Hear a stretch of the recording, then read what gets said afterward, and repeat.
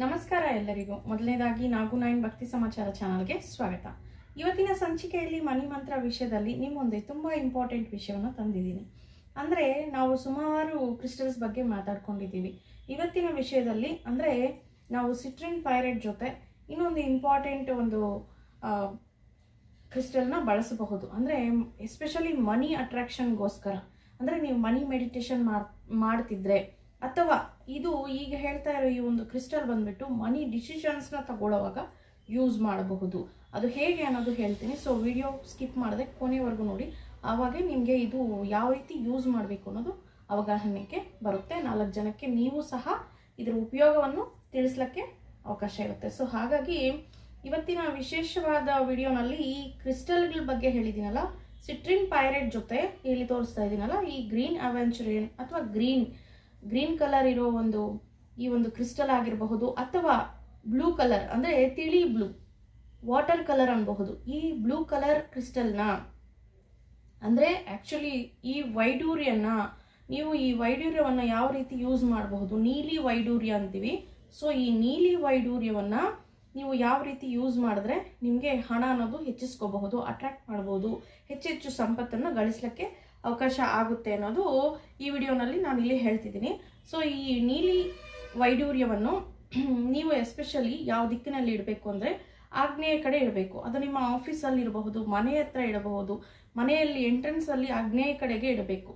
ಯಾಕಂದರೆ ನಾವು ಅದು ಸಂಪತ್ತು ಸ್ಥಾನ ಅಂತೀವಿ. ಫೆಂಗ್ಶುಯಿ ಪದ್ಧತಿನಲ್ಲಿ ಅದನ್ನು ಸಂಪತ್ತು ಸ್ಥಾನ ಅಂತ ಕರೆಯಲ್ಪಟ್ಟಲಾಗಿದೆ. ಜೊತೆಗೆ ನಮಗೆ ಸೋರ್ಸ್ ಜಾಸ್ತಿ ಆಗಬೇಕು ಅಂದರೆ ಅದನ್ನು ಆಗ್ನೇಯ ಕಡೆಗೆ ಇಡಬೇಕಾಗ್ತದೆ. ಅಥವಾ ನೀವು ಮನಿ ಮೆಡಿಟೇಷನ್ ಮಾಡ್ತಿರ್ತೀರ, ಆ ಒಂದು ನೀಲಿ ವೈಡೂರ್ಯವನ್ನು ಕೈಯಲ್ಲಿ ಇಟ್ಕೊಂಡು ನಿಮ್ಮ ಇಂಟೆನ್ಷನ್ನ ಹೇಳ್ಕೊಂಡು ಅಫಿರ್ಮೇಷನ್ ಮಾಡ್ಕೋಬಹುದು, ಮನಿ ಅಫಿರ್ಮೇಷನ್ ಅಥವಾ ಮ್ಯಾನಿಫೆಸ್ಟೇಷನ್ ಮಾಡ್ಕೋಬಹುದು.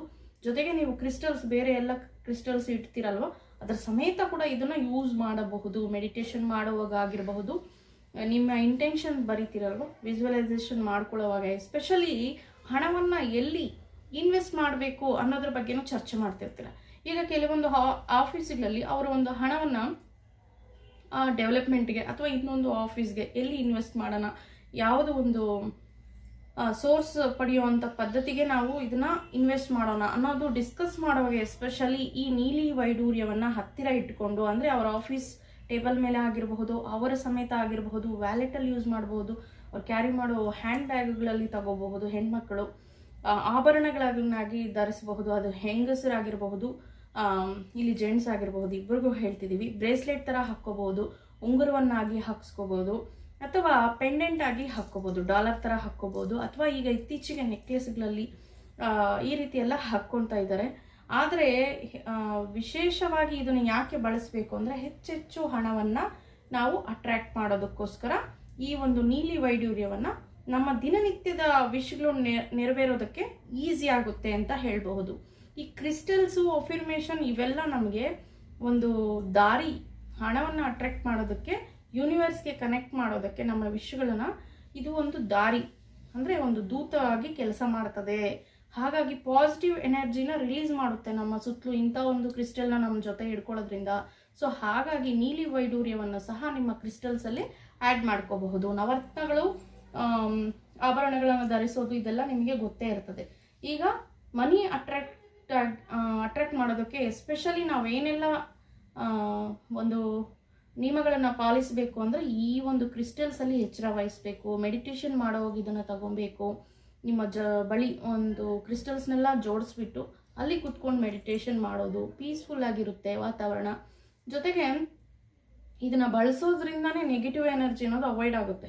ಅದೇ ಒಂದು ಪ್ಲಸ್ ಪಾಯಿಂಟ್ ಅಲ್ವಾ ನಮಗೆ. ನೆಗೆಟಿವ್ ಎನರ್ಜಿ ಅವಾಯ್ಡ್ ಆಯಿತು ಅಂದರೆ, ಸೊ ಈ ಒಂದು ನೀಲಿ ವೈಡೂರ್ಯವನ್ನು ನಾವು ಯೂಸ್ ಮಾಡೋದ್ರಿಂದ ನಮಗೆ ಏನಾಗುತ್ತೆ ಅಂದರೆ, first of all negative energy ಎಲ್ಲ ಕ್ರಿಯೇಟ್ ಆಗಿ ನಮಗೆ ಏನು ಬೇಕು, ನಮ್ಮ ಇಂಟೆನ್ಷನ್ನ ಕೂಲಾಗಿ ಇಟ್ಕೊಂಡು ನಾವು ಯೂನಿವರ್ಸ್ಗೆ ಕನೆಕ್ಟ್ ಆಗೋಕ್ಕೆ ಈ ಒಂದು ನೀಲಿ ವೈಡೂರ್ಯ ಕೂಡ ಇಲ್ಲಿ ತುಂಬ ಚೆನ್ನಾಗಿ ನಮಗೆ ಸಪೋರ್ಟ್ ಮಾಡುತ್ತೆ. ಹಾಗಾಗಿ ನೀಲಿ ವೈಡೂರ್ಯವನ್ನು ನೀವು ಬಳಸೋ ಒಂದು ಕ್ರಿಸ್ಟಲ್ಸಲ್ಲಿ ಆ್ಯಡ್ ಮಾಡ್ಕೋಬಹುದು, ಆಭರಣಗಳನ್ನಾಗಿ ಮಾಡಿಸ್ಕೊಂಡು ಧರಿಸ್ಬೋದು. ಪೆಂಡೆಂಟು, ರಿಂಗು, ಬ್ರೇಸ್ಲೆಟು, ಬಳೆ, ನೀವು ಯಾವ ರೀತಿ ನಿಮ್ಗೆ ಇಷ್ಟ ಬರುತ್ತೋ ಆ ರೀತಿ ಅದನ್ನು ಬಳಸಬಹುದು. ಕನಿಷ್ಠ ಪಕ್ಷ ನಿಮ್ಮ ಟೇಬಲ್ ಮೇಲೆ ಇಳಿಸ್ಕೋಬಹುದು ಆಫೀಸಲ್ಲಿರೋರಾಗಿದ್ದರೆ.